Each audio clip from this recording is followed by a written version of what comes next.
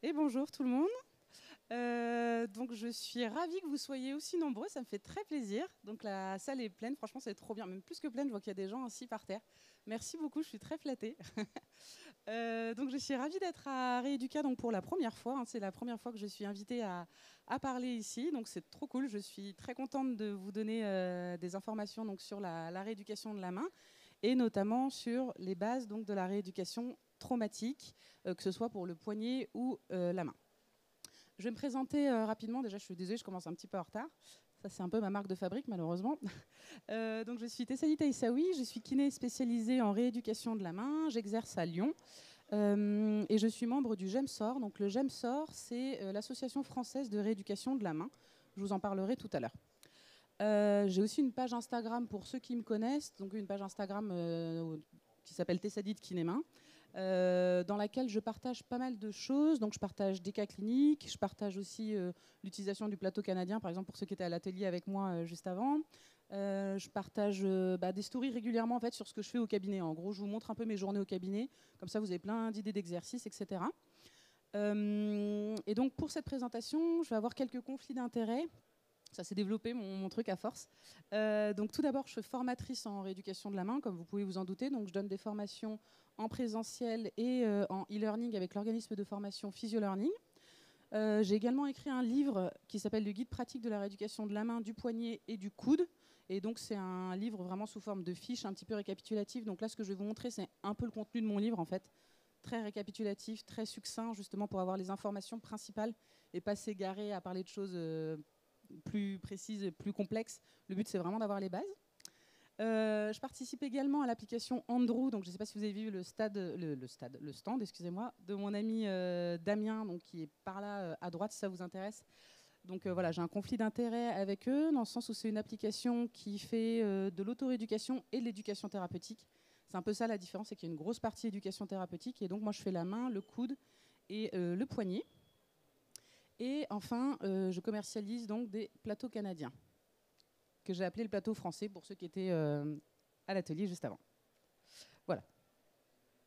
On va vite entrer dans le vif du sujet, donc avec une petite introduction sur la rééducation de la main. Alors, il faut savoir que les pathologies de la main et du poignet sont vraiment nombreuses et variées. Donc moi, il y a plein de gens qui me disent « mais tu fais que de la main ?» Quand je dis que je suis kiné, que de ça, les gens ils rigolent, ils me disent « mais tu dois t'ennuyer ?» Je m'ennuie pas du tout, parce que c'est très compliqué. C'est une toute petite zone du corps qui est très complexe.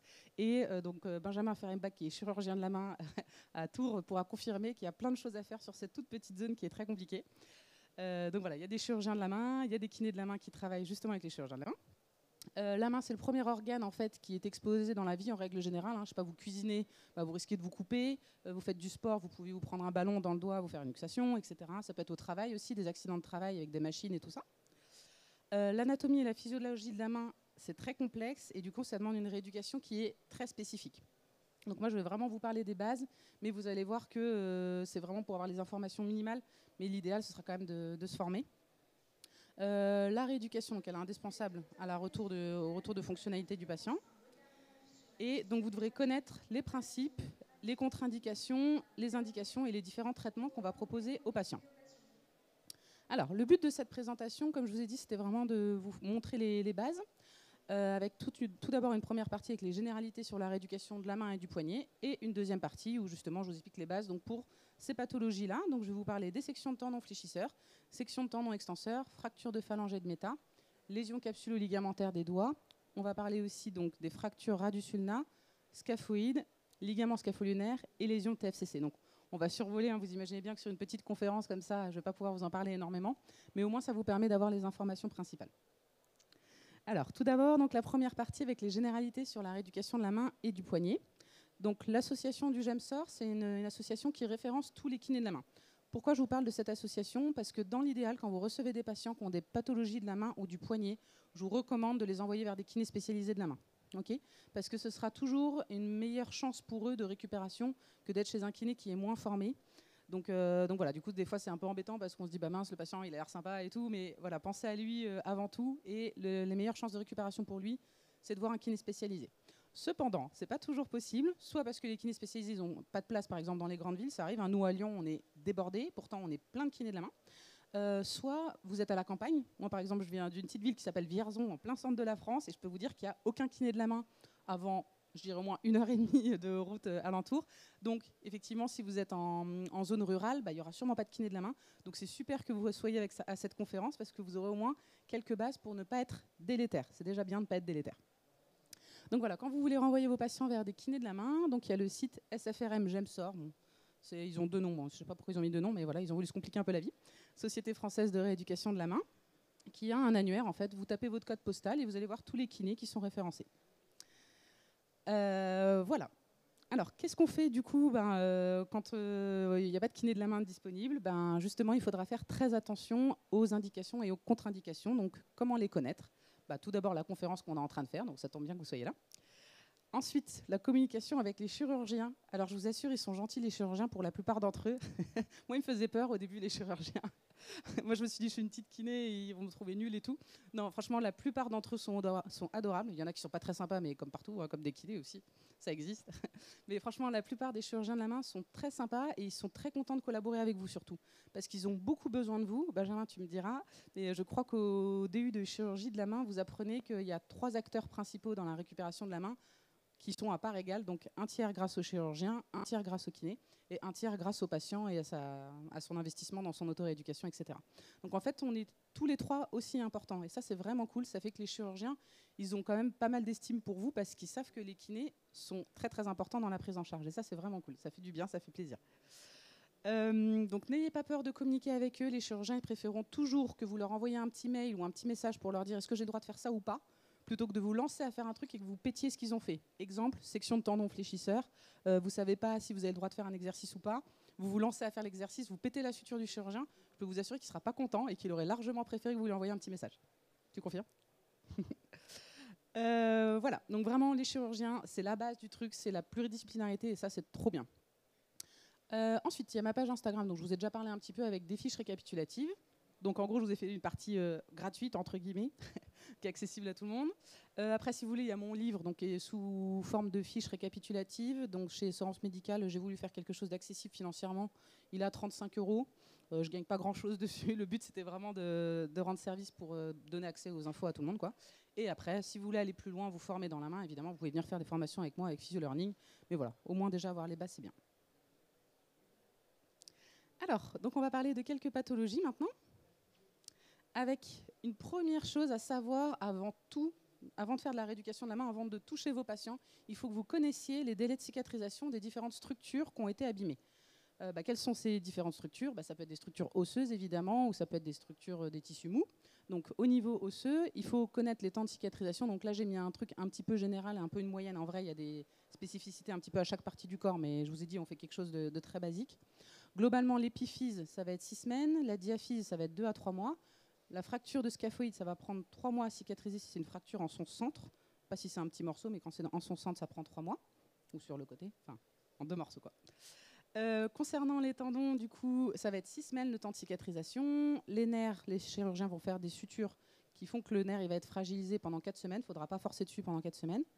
Une artère, ça cicatrise très vite parce qu'il y a plein de vascularisation, donc généralement ça cicatrise très vite. Mais de toute manière, souvent les patients ils coupent les nerfs et les artères en même temps puisque les deux sont collés sur le côté du doigt, donc on rebascule sur le temps de cicatrisation du nerf, dans la majorité des cas. Et le temps de cicatrisation des ligaments sur une rupture complète, ça va être 6 semaines. Si c'est une rupture partielle avec une petite entorse de l'IPP, par exemple, ça peut durer 2 semaines, comme pour une entorse de cheville. Donc voilà, ça c'est le truc le plus important à connaître, c'est ça. Et en gros, pourquoi il faut savoir ça? Parce qu'on va partir d'un principe qui est très simple, c'est que vous n'aurez pas le droit de faire de renforcement musculaire et de forcer en passif sur cette première période de cicatrisation. Donc par exemple, pour l'épiphyse de J0 à J45. Si vous faites du renforcement musculaire sur un os qui a par exemple une fracture, je ne sais pas, qui n'est pas très stable, etc., donc le chirurgien il a fait un montage, mais c'est un petit peu compliqué, et puis que vous faites porter 20 kg au patient, c'est peut-être pas la meilleure idée. D'accord ? Donc dans le doute, on ne fait pas de renforcement musculaire dès le début, et au pire, vous pourrez faire du renforcement musculaire après. D'accord ? C'est pas très grave, c'est pas notre priorité en fait en tant que kiné de la main. Notre priorité, c'est de venir entretenir la mobilité passive et active libre de nos patients. Et une fois qu'ils sont cicatrisés, ils pourront faire ce qu'ils veulent. Du renfort, de la proprioception, la reprise du sport, etc. Mais juste au début, on fait très attention. Donc ça, c'est pas à connaître par cœur, évidemment, mais ça peut être pas mal. C'est des positions d'immobilisation qui sont recommandées pour la main et le poignet. C'était juste pour vous montrer qu'en fait, on essaie d'immobiliser les patients le moins possible. D'accord ? Avant, on faisait des gros plats, des gros machins et tout, puis on s'est rendu compte que les patients s'enraidissaient énormément. Donc vu qu'on veut qu'ils soient le moins enraidis possible, on va avoir tendance à immobiliser que l'articulation qui a été abîmée. Et donc, par exemple, pour des fractures en traitement orthopédique, voici ce qu'on pourra proposer. Exemple, on se casse le poignet, il n'y a pas besoin d'immobiliser les doigts ni le pouce. Okay, c'est une mauvaise idée. Le patient il va s'enraidir et il peut y avoir plein d'autres problèmes après. Donc voilà un petit peu pour les bases. Et maintenant, je vais vous parler donc de quelques pathologies, donc vraiment des pathologies principales, avec notamment la section de tendon fléchisseur. Alors, la section de tendon fléchisseur, c'est quand même quelque chose d'assez courant, parce que c'est des personnes qui vont se couper dans la paume de la main. Typiquement en cuisine, ça arrive très fréquemment. Et enlever le noyau d'avocat, par exemple. Il y a plein de gens qui se coupent des tendons fléchisseurs en enlevant les noyaux d'avocat avec un couteau. Prenez une cuillère. Donc on peut avoir une coupure, on peut aussi avoir une rupture sous-cutanée, c'est ce qu'on appelle un jersey finger avec une désinsertion du fléchisseur profond. Et donc on peut avoir une section du profond, on peut avoir une section du superficiel ou des deux. Ensuite, qu'est-ce qui va se passer quand vous coupez un tendon fléchisseur ? Vous imaginez bien que ça ne va pas cicatriser tout seul, parce que du coup le tendon il est coupé puis c'est pas bout à bout, donc il n'y a aucune possibilité que ça cicatrise. Donc évidemment, il faudra voir un chirurgien et si possible rendez-vous dans un SOS main ou dans un endroit où il y a des chirurgiens spécialisés de la main, quitte à faire des kilomètres. Moi par exemple, comme je vous disais, je suis de Vierzon, j'enverrai volontiers ma famille à Tours par exemple pour se faire opérer par un chirurgien de la main, quitte à faire 1 heure de route, d'accord ? Parce que c'est très délicat et il faut beaucoup de précision pour faire ces sutures. J'ai fait un truc très basique, une fois de plus. En gros, le chirurgien il va suturer avec 2, 4 ou 6 brins. Les brins, c'est le nombre d'allers-retours en fait, qui vont être faits dans le tendon en interne, dans le tendon. Alors les 2 brins, c'est pas très solide et justement, généralement, c'est fait par des chirurgiens non spécialistes. Donc les spécialistes de la main, ils vont faire du 4 ou 6 brins et c'est beaucoup plus solide et ça permet d'avoir une rééducation plus efficace. On sait qu'aucune suture ne résistera à la flexion contre résistance. C'est-à-dire qu'en fait, vos fils qui sont mis par le chirurgien, ils ne résistent pas à du travail contre résistance. C'est-à-dire que vous ne pouvez pas faire du serrage de balle à quelqu'un qui s'est fait une suture de section de tendon fléchisseur. Sinon, la suture, elle va péter. Les fils, en fait, ils ne tiennent pas sur du travail contre résistance. Donc, pas de travail contre résistance. Et à choisir, vous avez un doute. Vous dites, est-ce que j'ai le droit de faire ça ? Est-ce que je n'ai pas le droit de faire ça ? Quand vous avez ce doute-là, ne faites pas. D'accord ? Parce que si vous ne faites pas, au pire, votre patient, il va s'enraidir. Si vous faites quand même, vous risquez de l'aggraver, vous risquez de l'abîmer. Et ça, on ne veut pas du tout. Donc on préfère un tendon qui colle, qui crée des adhérences, malheureusement, à un tendon qui casse, parce que pour le chirurgien derrière, ce sera plus facile de proposer une ténolyse, une libération du tendon, que de refaire une suture avec une greffe, etc., où c'est le bazar. Différents types d'attelles, ça dépend des chirurgiens, ça dépend des villes, ça dépend de plein de choses. Attelles de type Duran ou Manchester, etc., qui permettent de garder la main en secteur protégé. Pourquoi il faut un secteur protégé ? Je vais vous montrer juste après, ça découle des contre-indications. Juste avant, un petit mot sur les red flags. Quand est-ce qu'on s'inquiète pour nos patients ? On s'inquiète si on suspecte une infection, par exemple, ils viennent vous voir en kiné, puis le doigt devient rouge, douloureux, etc. Et puis même éventuellement, ils ont de la fièvre. Ou re-rupture. Alors en fait, les patients, ils entendent que ça pète, ça fait clac, et ça fait pas mal, mais le doigt, il bouge plus. Donc là, du coup, on est très embêtés et on fait attention parce qu'il y a un pic de faiblesse en plus à J10 post-opératoire. Alors, qu'est-ce qu'on n'a pas le droit de faire avec nos patients ? En fait, on les aura en post-opératoire quasiment immédiat. Généralement, on les a entre J3 et J5. Et qu'est-ce qu'on n'a pas le droit de faire sur cette première période de cicatrisation ? Déjà, enlever l'attelle autre que pour la rééducation, sinon vos patients, ils font n'importe quoi. Moi, j'avais un patient qui venait de faire une section de tendon fléchisseur et il a enlevé son attelle pour continuer à monter sa cuisine. Et à porter des portes de cuisine et tout, alors qu'il s'était coupé un tendon en montant sa cuisine déjà. Enfin bref. Du coup, non, ils n'ont pas le droit de se servir de la main. Okay ? Donc, ne pas enlever l'attelle, pas faire de sport à risque, vous imaginez bien. Et pas de mise en étirement du muscle. Donc ça, c'est interdit sur une section de tendon fléchisseur parce que ça va mettre de la contrainte sur la suture et ça risque de la faire lâcher. Et enfin, évidemment, le travail contre résistance, vous imaginez bien que c'est le même problème, ça va trop tirer sur les fils du chirurgien. Et attention aux sutures de brin, du coup, qui sont quand même assez fragiles, c'est pour ça que je vous conseille d'aller voir un chirurgien de la main. Et donc voilà, à partir de J45, on pourrait réintroduire tout ça, les étirements, la remise en contrainte, etc., mais de manière progressive. Comme pour le membre inférieur, si vous faisiez une fracture, je sais pas, du plateau tibial, votre patient n'a pas le droit de se mettre en appui dessus, le jour où il a le droit de se mettre en appui, vous n'allez pas le faire sauter sur une jambe, d'accord ? Vous allez lui faire une mise en appui progressive, et là pour la main, ce sera pareil, on fera une mise en charge progressive. Qu'est-ce qu'on fait du coup ? On fait de la rééducation donc précoce, comme je vous ai dit, entre J3 et J5. On va faire de la mobilisation passive pour entretenir la mobilité passive de nos patients, parce qu'ils vont vite s'enraidir.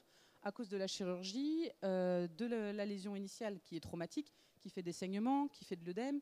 Ils vont aussi s'enraidir à cause de la douleur, parce que vu qu'ils auront mal, ils ne vont pas très bien bouger, etc. Donc nous, il faudra qu'on les mobilise en passif.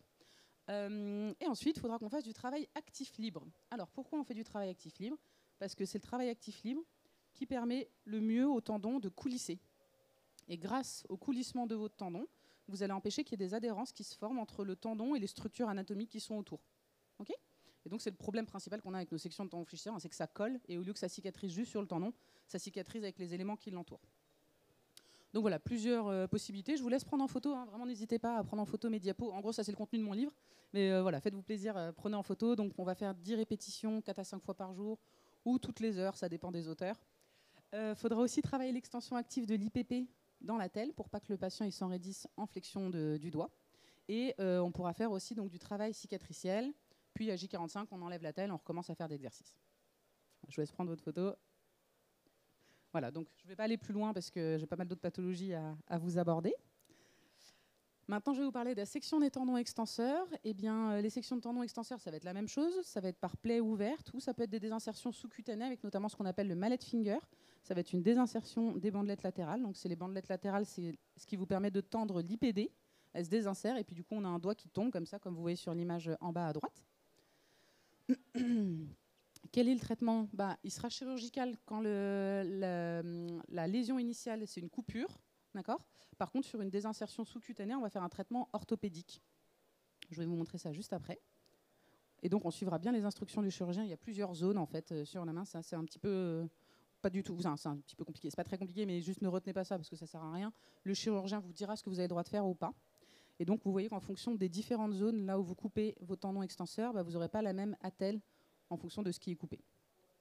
Donc voilà, qu'est-ce qu'il va faire le chirurgien? Il va faire une suture, comme on vient de le voir pour les fléchisseurs. Donc c'est un petit peu différent parce que là, il y a moins d'adhérence puisqu'il n'y a pas de canal digital en dorsal. Par contre, il y a des adhérences qui peuvent se faire avec la peau. Vos tendons extenseurs, derrière, ils sont juste sous votre peau. Vous pouvez regarder, quand vous mettez vos doigts, par exemple, comme ça, en griffe, vous voyez qu'il y a vos tendons qui sont juste sous la peau. Donc généralement, le problème avec les extenseurs, c'est qu'ils vont coller avec la peau. Donc voilà, le chirurgien il peut faire différents types de sutures, des sutures directes, des lambeaux, etc. C'est pas moi qui en parlerai de mieux. Les bandelettes, c'est fin, donc les bandelettes, c'est sur le bout du doigt, là, du coup, c'est vraiment sur la face dorsale du doigt où on a des tissus qui sont plus fins. Et voilà, la réparation chirurgicale n'est pas toujours évidente sur la face dorsale du doigt. Quand est-ce qu'on va s'inquiéter pour nos patients quand on les reçoit en soins? Une fois de plus, s'il y a une infection, s'il y a une re-rupture, comme pour nos fléchisseurs, vos patients ils arrivent et puis ils ne peuvent plus tendre leurs doigts, mince, ça peut être pété la suture. Ou alors, ce qu'on voit très souvent chez les extenseurs, les tendons extenseurs qu'on n'a pas chez les fléchisseurs, c'est plutôt un cal d'allongement. C'est-à-dire qu'en fait, le tendon extenseur, il se distend comme un chewing-gum. Donc quand vous tirez sur un chewing-gum, en fait, il ne reprend pas sa forme initiale, c'est pas un élastique, d'accord? Il se distend et là, on est embêté parce que le patient, ça fait qu'il se retrouve à pouvoir tendre un peu, mais il ne pourra pas tendre jusqu'au bout parce qu'en fait, le tendon, il est trop mou, il est trop lâche. Et du coup, quand il essaie de tendre jusqu'au bout, ça y va pas. Donc attention, ça c'est quand vous, en kiné, vous allez mobiliser vos patients, ou si le patient fait n'importe quoi chez lui, il ne faudra surtout pas forcer pour ne pas prendre le risque de distendre le tendon extenseur. Donc voilà, les contre-indications, c'est un petit peu la même chose que pour les tendons fléchisseurs, mais dans l'autre sens. Pareil pour la telle. Il y a même des chirurgiens pour les tendons extenseurs, c'est un petit peu différent la prise en charge, parce qu'elle est très spécifique aux chirurgiens et à la zone.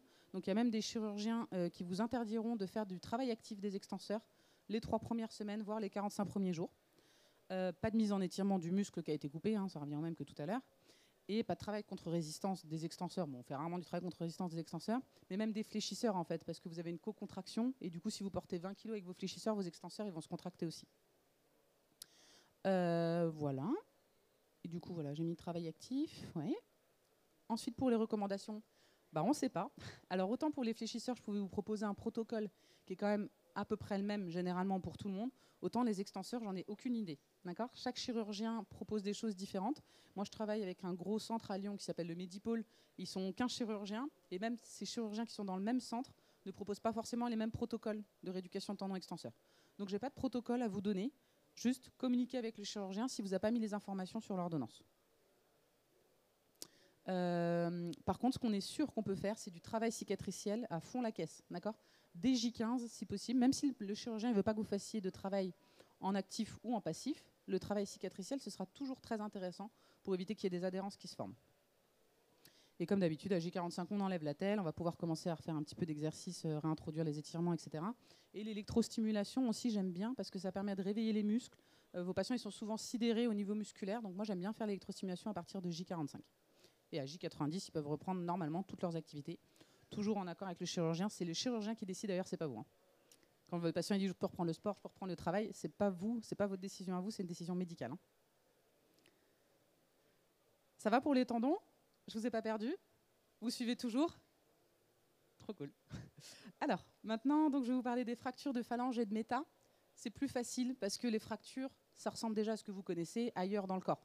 Vraiment, les tendons extenseurs et fléchisseurs, c'est un peu bizarre, ça ressemble à rien de ce qu'on a l'habitude de voir ailleurs dans le corps. Les fractures, vous imaginez bien qu'il y a plus de similitudes. Donc elles seront évidemment suite à un traumatisme, elles seront déplacées ou non. Si c'est déplacé instable, il faudra une chirurgie. Si c'est non déplacé stable, on vous proposera un traitement orthopédique avec une immobilisation, comme je vous ai montré tout à l'heure avec le Color Code de Genève. Du coup, traitement donc orthopédique, ça peut ressembler à ça, par exemple pour des fractures de méta. Là, vous voyez par exemple la telle que j'ai mis à gauche, ça pourrait être une fracture de la base du métacarpien qu'on va venir immobiliser du coup avec le poignet. Donc, quand c'est la base du méta, parfois on est obligé de prendre le poignet avec, pour pas que ça mette de contraintes dessus. Et on va associer avec une syndactylie. Donc une syndactylie, c'est ce que vous voyez sur l'image de droite, c'est le fait d'accrocher les deux doigts ensemble. Et le fait d'accrocher les deux doigts ensemble, ça permet d'éviter tout ce qui est trouble rotatoire. Ça permet d'éviter que le patient il s'accroche en fait son doigt. Et même si c'est une fracture de méta, si le patient il s'accroche le doigt quelque part, en fait le socle, s'il tourne, après le doigt il sera de travers. D'accord. Donc même pour un méta, on mettra des syndactylies avec.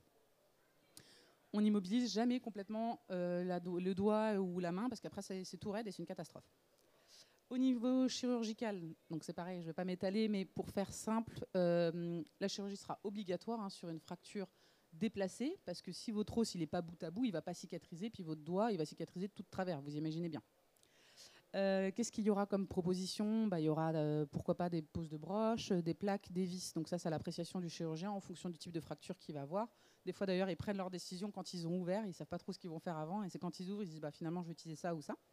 Ça peut être aussi des greffes, et notamment des greffes d'hématome sur des fractures de phalanges articulaires. Ça peut être des prothèses quand c'est très abîmé, voire des arthrodèses quand malheureusement on ne peut plus rien réparer. Ça arrive quand même rarement, heureusement. C'est vraiment dans des cas extrêmes. Quels sont les red flags sur un patient qui a donc fait une fracture de phalange ou de méta? Eh bien, ça peut être l'infection, comme d'habitude. Gardez bien en tête l'infection. Alors, il n'y en a pas tout le temps, mais c'est des choses qui arrivent. Donc, vraiment, il faut le garder dans un petit coin de votre tête. Les déplacements secondaires avec des troubles rotatoires, déplacement de la fracture et tout ça. Ou ça peut être aussi broche qui sort ou des plaques qui cassent. Ça arrive malheureusement des fois un petit peu sur les plaques de doigts parce que c'est des plaques toutes fines. Elles sont très bien, ces plaques, elles sont très fines et du coup, ça permet de bien faire coulisser le tendon. Mais malheureusement, des fois, elles peuvent casser. Donc ça, ce sera à vous de voir si c'est une déformation du doigt, de prévenir le chirurgien. Les contre-indications. Quelles sont les contre-indications? On ne va jamais forcer sur les mobilités passives.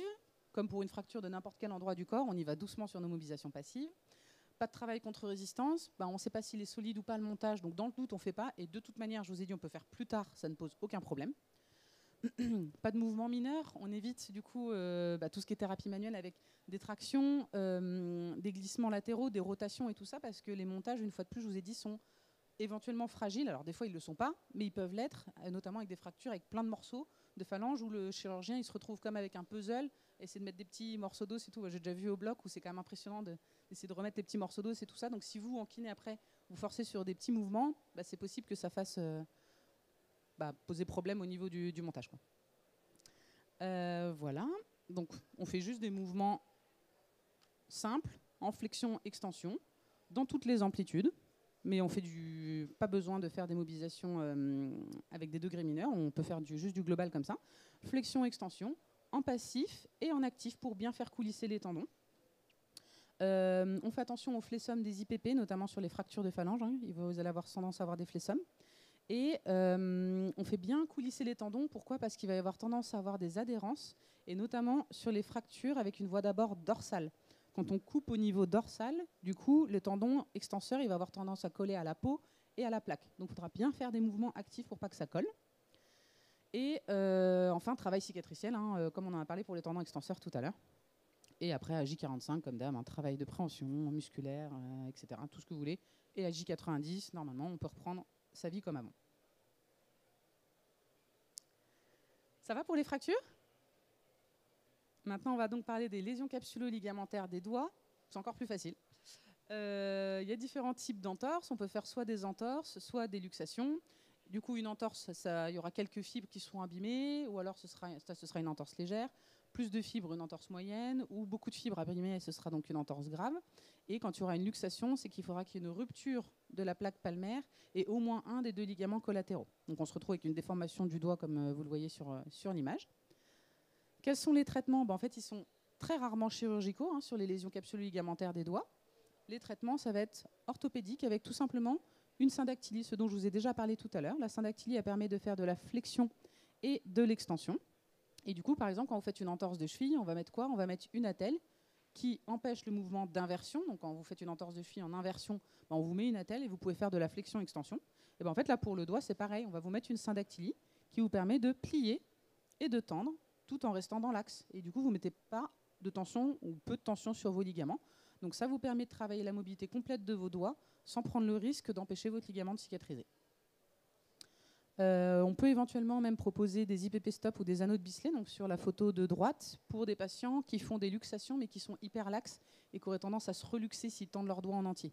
Il y a des gens qui ont des doigts qui repartent beaucoup en hyperextension et ils sont plus à risque de récidiver leur luxation. Dans quel cas on va opérer? Alors c'est une rupture du LCU du pouce, donc avec effet sténaire, donc ça c'est un cas un petit peu spécifique. C'est quand on souvent au ski, le pouce qui part sur le côté comme ça, et du coup le chirurgien est obligé de réparer le ligament. Si une luxation ouverte, du coup c'est ouvert, on va suturer la peau puis on va en profiter pour suturer ce qu'il y a en dessous.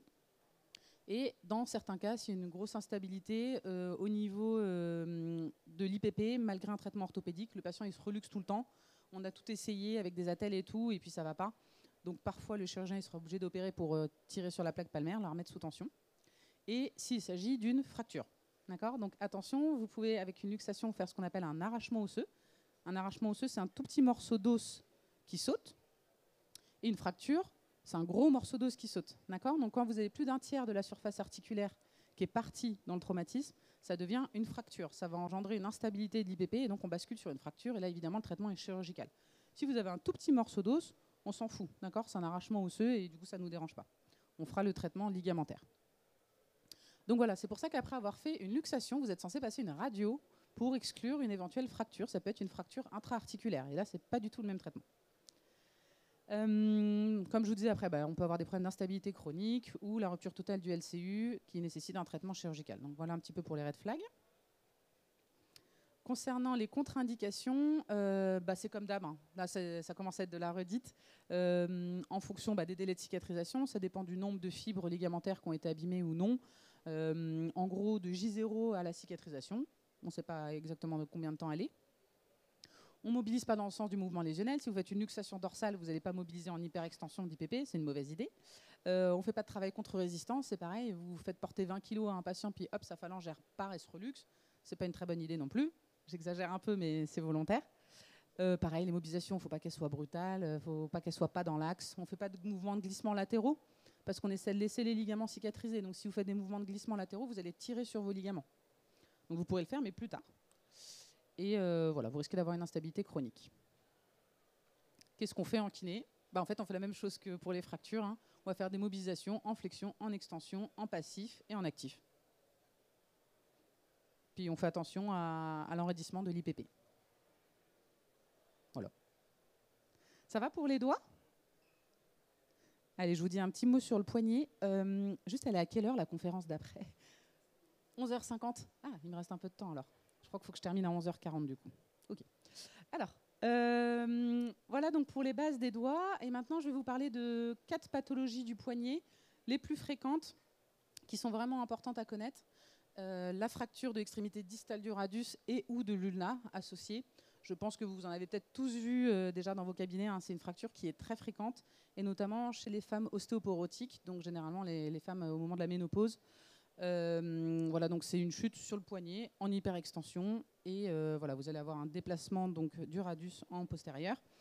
Vous pouvez avoir soit que le radius, soit le radius et l'ulna avec la styloïde de l'ulna. Donc c'est juste le petit morceau d'os qui dépasse ici de l'ulna qui va avoir tendance à casser avec. C'est pareil, si le morceau il est petit, on s'en fiche, on ne le traite pas. Si le morceau est plus gros, c'est pareil, c'est l'appréciation du chirurgien, mais ça peut valoir le coup de le réparer dans certains cas. Quel traitement? Comme pour les fractures de doigts, on va proposer un traitement orthopédique si la fracture elle est non déplacée, stable, d'accord? Donc plâtre, on n'en voit plus trop, mais voilà. Attelle, c'est quand même mieux. Vous imaginez bien que c'est plus confortable, donc une attelle, comme vous pouvez voir sur la photo. Quand c'est déplacé ou instable, la chirurgie elle sera obligatoire. Déjà, ce ne sera pas bout à bout, donc ça va cicatriser n'importe comment. Et en plus, ce qui peut se passer avec les fractures de poignet, c'est que votre radius il va cicatriser n'importe comment, il sera trop court et vous allez vous retrouver avec un ulna long. C'est-à-dire que si votre radius il devient trop court, votre ulna va devenir de fait trop long. Ça paraît assez logique. Et vous allez avoir ce qu'on appelle un conflit ulno-carpien. Et donc l'ulna qui va venir frotter contre les os du carpe. Donc c'est très important de réparer le radius pour qu'il ait la bonne longueur pour bien conserver la biomécanique du poignet. Ce qu'on voit le plus fréquemment, c'est des poses de plaques verrouillées avec des vis. Vous demandez au chirurgien la stabilité de son montage. Généralement, c'est des fractures où ça tient bien. Ça peut dépendre de plein de choses, et par exemple du patient ou de la patiente s'il est ou elle est très ostéoporotique. Moi, par exemple, j'avais un patient qui était alcoolique, et du coup, il était très ostéoporotique, et en fait, il est tombé chez lui, pas fort, et ça a pété le montage, quoi. D'accord ? Donc, c'est pas à vous de prendre des initiatives. Si le chirurgien vous dit d'y aller doucement, c'est qu'il faut y aller doucement. Okay ? Vous écoutez toujours ce que dit le chirurgien. Autant, par exemple, je sais pas, sur une lombalgie, en tant que kiné, on peut se permettre, je pense, de prendre pas mal d'initiatives. Autant là, en post-opératoire ou post-traumatique, on n'a pas du tout le même pouvoir, entre guillemets, entre kinés, parce qu'on ne sait pas ce que le chirurgien a fait au bloc, quoi. Il n'y a que lui qui sait. J'étais en train d'essayer de vous montrer une vidéo, mais elle marchait tout à l'heure, elle ne fonctionne plus maintenant. Est-ce que... Non, mince. Bon, bah tant pis. Dommage. Alors, du coup, sur cette vidéo, ce que vous auriez pu voir, si seulement elle marchait, c'est... Bon, bah ça marche pas. Zut, tant pis. C'est peut-être... Si, c'est allumé. Bon, je sais pas. Vous avez une plaque qui est mise comme ça à la partie donc, distale du radius, ok ? Et en fait, cette plaque, elle va être stabilisée par des vis. Et en fait, ce que vous pouvez constater aussi, c'est que c'est des plaques qui sont toutes petites, d'accord ? Et qui ne descendent pas au niveau distal par rapport au radius. Donc, il y a plein de patients qui vont vous dire « Ah, mais moi, si j'arrive pas bien à bouger mon poignet, c'est à cause de ma plaque, elle me gêne. » C'est hyper rare que les plaques gênent, d'accord ? D'ailleurs, quand il se faut opérer pour se faire enlever les plaques, eh bien, ils sont toujours aussi raides. D'accord ? En fait, la raideur, elle est tissulaire, elle est capsulo-ligamentaire, elle est musculaire, etc. Et donc, c'est très rarement la plaque qui gêne. Bon, c'est pas très grave, vous inquiétez pas. Ouais, elle veut pas, je sais pas pourquoi. Ouais, elle est pas là, hein. Ouais, c'est ça. C'est pas grave. Merci. Donc voilà, les plaques, généralement, ne gênent pas la mobilité. Donc rassurez vos patients et dites-leur que c'est tout petit. Ils s'imaginent qu'ils ont des trucs énormes. Et moi, j'ai même une plaque au cabinet du coup qu'un patient m'avait amené, c'est trop bien. Donc je leur montre à quoi ça ressemble une plaque de radius et c'est vraiment tout petit. Les red flags sur un poignet, sur une fracture de poignet, quels sont les red flags ? Excusez-moi, je suis un petit peu vite. L'infection, comme d'hab. Bon, c'est un peu moins fréquent que sur les lésions de doigts type section de tendon fléchisseur, mais bon, on garde en tête quand même. Les lésions ligamentaires intrinsèques non diagnostiquées. Attention, vous pouvez faire une fracture de l'extrémité distale du radius et une rupture du ligament scapholulaire associé, par exemple. On peut aussi avoir un déplacement secondaire de la fracture. Votre fracture a été censée être stabilisée, par exemple, par des broches, et puis en fait, pour X raisons, ça se déplace, et puis du coup, l'os il bouge. Vous allez avoir une déformation du poignet, ce qu'on appelle en dos de fourchette. Si votre poignet n'est pas droit, c'est qu'il y a un truc qui ne va pas au niveau osseux. Donc, il faut aller faire une radio. Et attention aussi, ça c'est un truc qu'on ne connaît pas forcément. C'est vos patients qui vont vous dire, quand je fais des contractions de mon long extenseur du pouce ou de mon long fléchisseur du pouce, c'est comme si j'avais une tendinite. D'accord ? Sur des gens qui ont des fractures de poignet, c'est warning quand ils vous disent ça. Pourquoi ? Parce qu'en fait, pour le long fléchisseur du pouce, ça peut être une plaque qui a été mise par exemple un petit peu trop en distal ou alors des adhérences du long fléchisseur du pouce sur la plaque qui fait que ça frotte. Et du coup, à force que ça frotte, ça fait comme une tendinite au début et ça peut frotter jusqu'à péter. D'accord ? Ça peut se rompre le tendon. Donc, quand vos patients ils vous disent qu'ils ont mal, il faut vite aller faire une échographie et le renvoyer chez le chirurgien avant que ça casse, évidemment, c'est plus pratique. Pardon ? Mobiliser ? Oui, les immobiliser, c'est ça, tu dis. J'entendais pas. Exactement, on les immobilise justement pour que le tendon il arrête de frotter. Et le long extenseur du pouce aussi qui peut frotter s'il y a des ostéophytes derrière sur la face dorsale du radius, le long extenseur du pouce qui passe là, vous savez à côté du tubercule, collé au tubercule de Lister. Si vous avez des gros morceaux d'os qui cicatrisent un peu en pointe sur la face dorsale du poignet, ça peut faire une rupture donc de vos long extenseur du pouce. Donc pareil, s'ils ont mal, on leur dit attention, allez voir le chirurgien. Les contre-indications pour une fracture de poignet opérée, parce que quand ils ne sont pas opérés, en fait, c'est vrai que je ne voulais pas préciser, mais quand ils ne sont pas opérés, vous ne les avez pas en fait en traitement orthopédique. Parfois, on vous les envoie, et c'est bien d'ailleurs, ce serait bien, pour travailler les doigts et le pouce et le coude, et pour faire, pourquoi pas, un petit peu de fonctionnel, saisir des petites billes ou je ne sais quoi, pour continuer à intégrer le membre au niveau cortical. Par contre, au niveau chirurgical, dans la grande majorité des cas, vous les aurez, puisque la stabilisation, elle est interne, c'est comme si notre tuteur, il était à l'intérieur, donc on peut se permettre, en théorie, de mobiliser les patients. Sur une fracture intra-articulaire, ce sera un petit peu plus compliqué, mais sur une fracture extra-articulaire, donc la fracture la plus fréquente, qui est en fait à ce niveau-là, hein, qui est plus proximale, et non pas ici, pas au niveau articulaire, mais un petit peu plus haut, eh bien, on pourra mobiliser les patients assez tôt. On n'ira toujours pas comme des bourrins, hein, on mobilise les patients doucement. On ne fait pas de travail contre résistance, on ne fait pas de serrage de balles. Alors ça, c'était la grande mode, je pense que ça l'est encore d'ailleurs, tout le monde adore faire du serrage de balles aux patients. Pourquoi? Je ne sais pas, d'accord. Parce qu'en plus, pour du drainage, c'est plus intéressant. Si c'est pour une cause de drainage, par exemple, on dit tiens, ça va faire circuler, ce sera plus intéressant de faire travailler les interosseux dans leur mode abduction-adduction, par exemple. Et en fait, le serrage de balles, sur une fracture extra-articulaire, c'est pas très grave, mais sur une fracture intra-articulaire, ça va être embêtant parce que vous aurez le cartilage qui est déjà abîmé. Et quand vous faites du serrage de balles, vous allez écraser vos os du carpe sur votre cartilage, du radius. Donc du coup, si vous avez déjà un cartilage qui est tout déglingué et qu'en plus votre patient il fait du serrage de balles, ça ne va pas aider à la cicatrisation. Et puis évidemment, on ne fait pas d'appui sur la main. Vous imaginez bien qu'un patient qui vient de se casser le poignet, il ne va pas mettre tout le poids du corps sur sa main. Quelles sont les recommandations? Pareil, la cicatrisation, ça dépend du patient. Et une fois de plus, beaucoup les femmes ostéoporotiques, hein, donc ça peut prendre plus de temps. On fera une rééducation précoce, voire immédiate, comme je vous ai dit. On va entretenir la mobilité passive et active, hein, c'est comme pour les doigts, dans toutes les amplitudes, s'il n'y a pas de contre-indication donnée par le chirurgien. On fera du travail cicatriciel, comme d'habitude, à partir de J15. Et quand le patient il est cicatrisé, on fera du renforcement musculaire des muscles du poignet et des doigts, reprise des appuis progressifs. N'oubliez pas de faire ça avec vos patients, hein, les aider à faire cette reprise d'appui progressif. Ils auront peur de s'appuyer sur leurs mains. Il faudra que vous les accompagniez. Comme quelqu'un qui se casse la jambe, il aura peur de se remettre en appui sur sa jambe. Pour les mains, ce sera pareil. Et puis la proprioception, là pour le poignet, du coup, c'est plus intéressant de travailler la proprioception que pour les doigts, évidemment. Pour les doigts, il n'y a pas vraiment de proprioception, mais au niveau du poignet, il y a plein de ligaments, etc. Donc ça va être très intéressant de le travailler. Et puis reprise de toutes les activités quand cela est autorisé par le chirurgien. Voilà pour ce qui est de la fracture du radius ou radius ulna. Un tout petit mot sur la fracture de scaphoïde. C'est juste que ce qu'il faut savoir avec le scaphoïde, c'est que, attention au diagnostic initial, maintenant c'est bien connu par les urgentistes, mais voilà, on ne sait jamais, je vous le redis quand même. Vous pouvez faire une fracture de scaphoïde et passer une radio et que la fracture passe inaperçue à la radio dans les premiers jours post-traumatiques. D'accord ? Donc, si le patient au niveau clinique, il a beaucoup de symptômes qui ressemblent à une fracture de scaphoïde, il ne faudra pas hésiter à dire au patient soit de refaire une radio plus tard, mais en vrai, quand vraiment on suspecte une fracture de scaphoïde, l'idéal c'est de faire passer un scanner ou une IRM. Et attention au délai de cicatrisation. Donc quand c'est une fracture en deux parties du scaphoïde, le délai de cicatrisation sera plus long, il sera de 90 jours. D'accord ? Si c'est juste un tout petit morceau de scaphoïde, c'est plus rapide, mais en gros, quand c'est vraiment en deux parties, c'est 90 jours.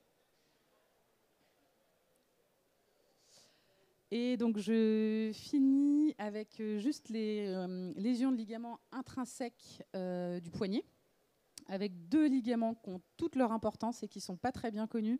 Si vous me suivez sur Instagram, je le fais un peu moins, il faut que je recommence à vous harceler avec le ligament scapholinaire, parce qu'il y a plein de gens qui connaissent de nom, mais qui ne connaissent pas l'importance de ce ligament, alors qu'il est absolument capital pour le poignet et la biomécanique du carpe.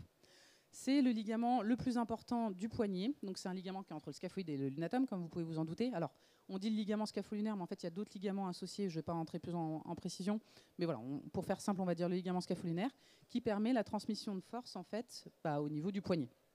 Donc ça fait que la force au niveau du poignet, par exemple, quand vous êtes en appui ou quand vous portez des charges, va se transmettre de manière équilibrée. Si vous avez une rupture de ce ligament, ça va se transmettre n'importe comment. Quand ça se transmet n'importe comment, les forces, qu'est-ce qui va se passer ? On risque d'avoir de l'arthrose. Et ça, on n'aime pas du tout parce que ça peut évoluer ce qu'on appelle en slack. Comment on peut se faire une rupture du ligament scapholinaire ? Une chute sur le poignet en hyperextension, un traumatisme violent en pronosup, par exemple avec une perceuse qui se coince et puis qui redémarre d'un coup. Voilà, donc on fait attention parce que ça ne se voit pas dans la majorité des cas dans les examens. Ça peut se voir à la radio sur des gros diastasis scapholinaires en immédiat, mais c'est quand même assez rare, il me semble.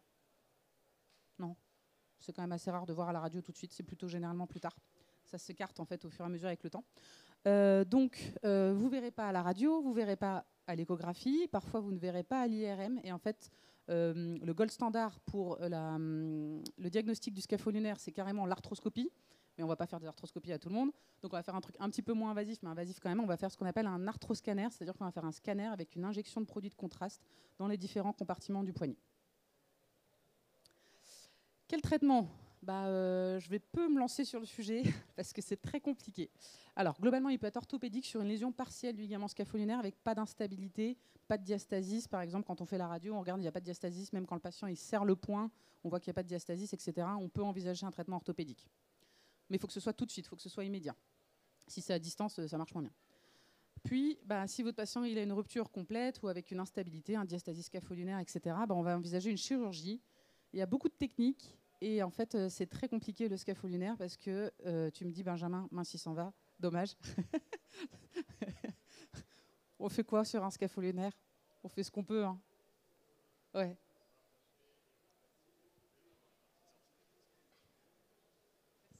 Le but, c'est vraiment de rattacher les deux os, d'éviter ce diastasis et de faire cicatriser. Parce qu'en fait, le semi-lunaire qui est ici, il n'y a pas de tendons qui se mettent sur la première rangée. Et du coup, eux, ils subissent. Donc en fait, le semi-lunaire, il est entre les deux copains. Et donc, quand le scaphoïde se penche, lui se penche et il va faire pencher le trichétrum. Et quand le trichétrum s'étend, lui s'étend et le scaphoïde va s'étendre. Donc c'est une association des mouvements. Par contre, s'il y a une rupture, c'est comme si j'ai plus de bras. C'est-à-dire que quand le trichétrum il s'étend, je m'étends, mais le scaphoïde, lui, il bouge pas. Donc il y a une dissociation scapholinaire. Et donc ça va user le poignet et ça le détruit. À 10 ans, c'est 100% d'arthrose. Et donc, ce qu'il faut, c'est recréer un bras entre les deux et donc le stabiliser. Donc on va faire un ancrage, on va tenir, on va essayer de suturer si on peut, et sinon on va recréer un ligament pour pouvoir le stabiliser. Merci beaucoup. Voilà, donc du coup c'est pas très simple, il y a beaucoup de techniques chirurgicales. Ouais, pas de souci. Merci beaucoup Benjamin. Il y a beaucoup de techniques chirurgicales qui existent, avec notamment des ligamentoplasties avec des tunnels transosseux, ou alors parfois on peut faire des capsulodèses dorsales, c'est-à-dire qu'on va accrocher les moignons de ligaments sur la capsule dorsale parce que les sutures directes ça marche pas. Enfin bref, vous verrez qu'il y a plein de techniques et ça une fois de plus ce sera chirurgien dépendant. Donc vous demandez au chirurgien ce que vous faites ou pas. Ça c'est très très très délicat et en gros là vraiment sur les ruptures de ligaments scapholinaires, on préfère un poignet qui s'enraidit plutôt que de retrouver des mobilités et de prendre le risque d'avoir une instabilité. Une instabilité de poignet, c'est une catastrophe. Quand vos patients ils se retrouvent avec de l'arthrose, comme il vient de vous dire, l'arthrose à 10 ans, le SLAC, quand vous êtes dans les derniers stades de l'arthrose, c'est 10 ans, hein, mais par exemple vous tombez à 20 ans, ça veut dire qu'à 10 ans, à 30 ans, vous avez de l'arthrose dans tout le poignet et votre poignet il est foutu. Hein. Donc c'est à 30 ans, je ne parle pas à 90 ans.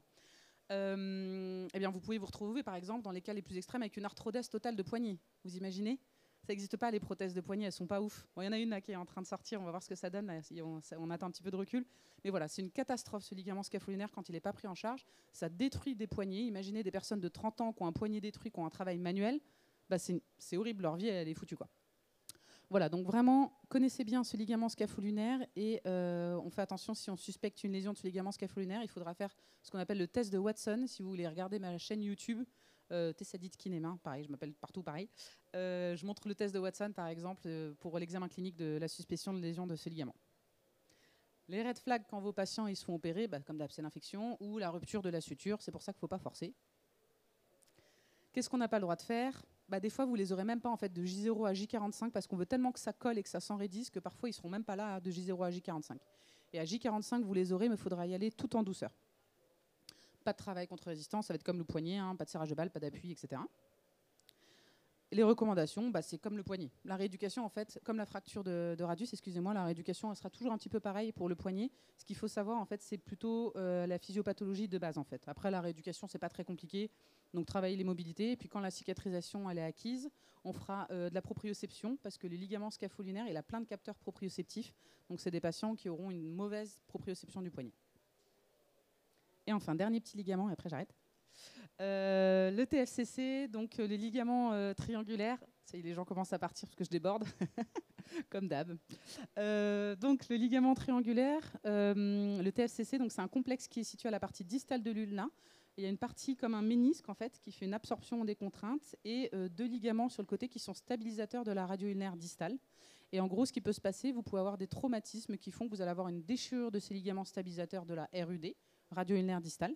Et du coup, ça peut se faire suite à pareil, une chute en hyperextension sur le poignet, un mouvement brutal en pronosup. Et donc, on se retrouve avec une instabilité de la RUD.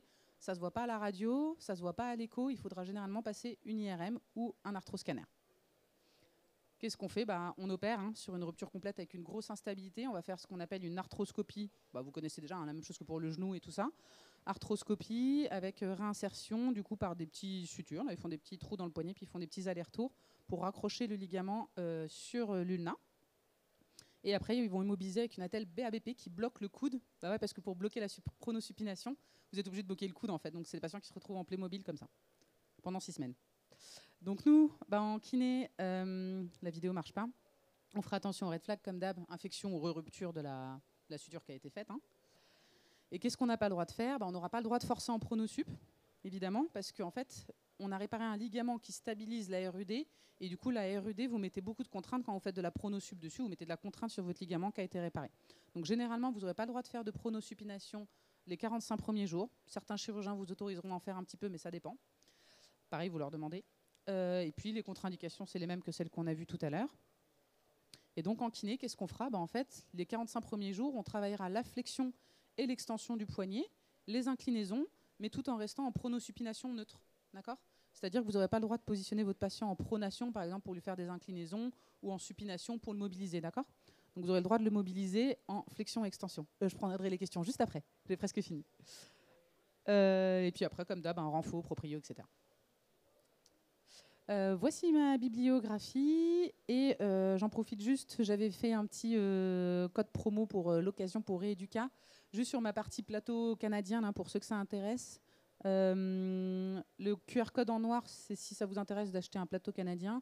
Et le QR code en bleu, c'est que j'ai fait une formation en e-learning juste pour l'utilisation du plateau canadien. Mais il existe aussi sur PhysioLearning une formation de la rééducation de la main et du poignet total qui dure 15 heures. Avec un chirurgien de la main d'ailleurs qui est un ami de Benjamin qui s'appelle Dr Thomas Appart, donc sur la rééducation de la main et du poignet pour avoir la totalité des infos, en gros ce que je vous ai dit mais en plus poussé. Si vous ne vous formez pas, c'est pas grave, je suis très contente déjà que vous soyez venus et que vous ayez les bases de la rééducation. Donc si vous formez, tant mieux, et si vous ne formez pas, c'est pas grave du tout, je suis déjà très contente que vous soyez venus à cette conférence. N'hésitez pas, si vous avez des questions, donc maintenant je pense que j'ai plus beaucoup de temps, et sinon éventuellement je reste disponible par mail si vous voulez prendre en photo mon adresse mail. Et donc je vous écoute si vous avez des questions. Donc tu avais une question. Tu avais une question? Oui. Mince, ouais.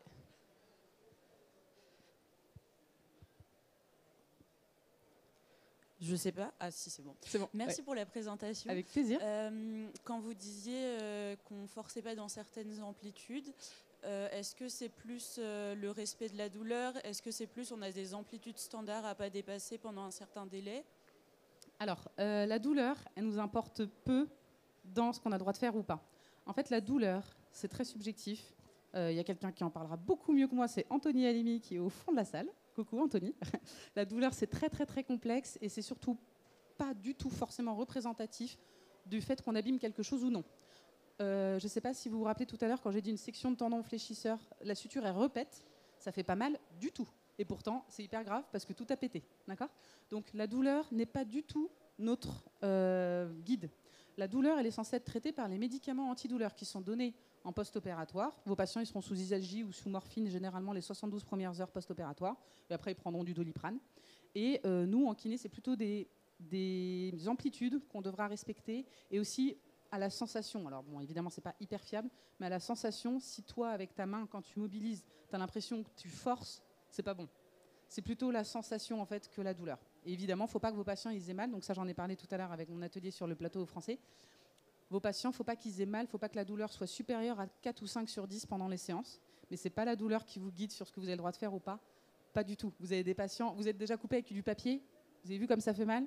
Pourtant, c'est rien du tout. D'accord? Et j'ai des patients qui ont des trucs de malades, ils se coupent 3 doigts sur 5, ils n'ont pas mal. D'accord? Donc la douleur ne nous indique pas si on est délétère ou pas. D'accord? Par contre, on peut être irritant avec les séances de kiné.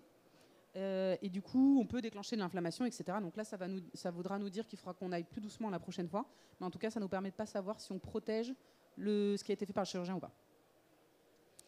Je crois que c'est terminé, ouais. Ouais, je suis désolée pour les questions. N'hésitez pas, je reste là si vous voulez venir parler avec moi, c'est avec grand plaisir. Ou sinon, vous pouvez m'envoyer un mail si vous devez partir. Merci beaucoup à tout le monde. Merci à vous. Pardon pour le retard.